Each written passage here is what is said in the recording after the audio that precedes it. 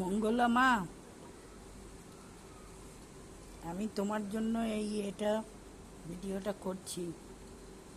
তোমার কৃষ্ণকালী মা গতকাল শনিবার ছিল, শ্রাবণ মাসের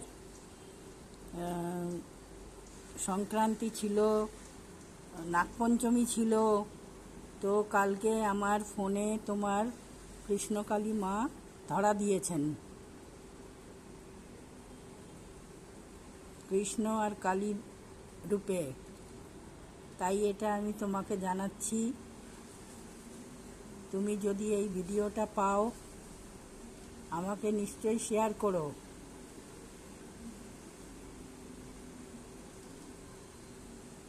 তুমি যেমন কৃষ্ণকালী মায়ের ভক্ত, আমি তেমনি মা ভবতারিণীর ভক্ত। মা ভবতারিণী আমার বাড়িতে আছেন 43 বছর ধরে। কিন্তু আমি জানতে পেরেছি এই 2015 থেকে। তার আগে কিছু কিছু অনুভব হতো, কিন্তু একদম শিওর ছিলাম না। মানে শিওর হয়েছি এই 2015 থেকে।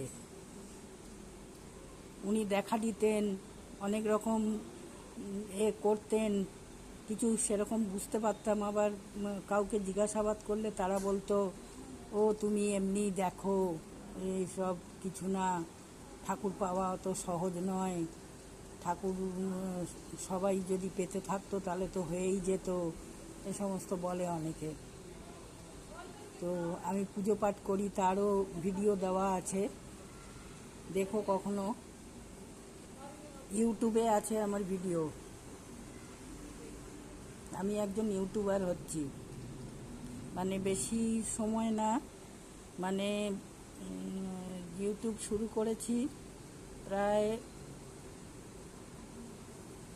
প্রায় বলতে পারো 1 বছর মতন হবে। আমি অন্য এতে ভিডিও যা স্টোর করে করে রাখতাম, এরা কীরমভাবে জানতে পারে চ্যানেল টু চ্যানেল থেকে। তো ওরা আমাকে ওই ইউটিউব যে স্টুডিও, সেখানে একদিন হঠাৎ দেখছি আমার ফটো দেওয়া সব, যত ভিডিও দিয়েছি সেগুলো সব ওখানে রয়েছে।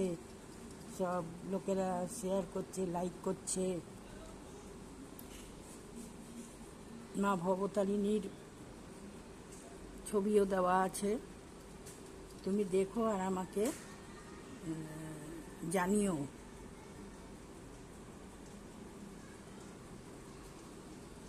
আজকে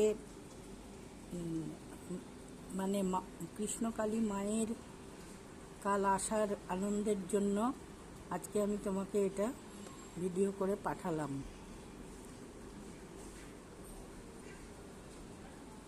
দেখো তুমি।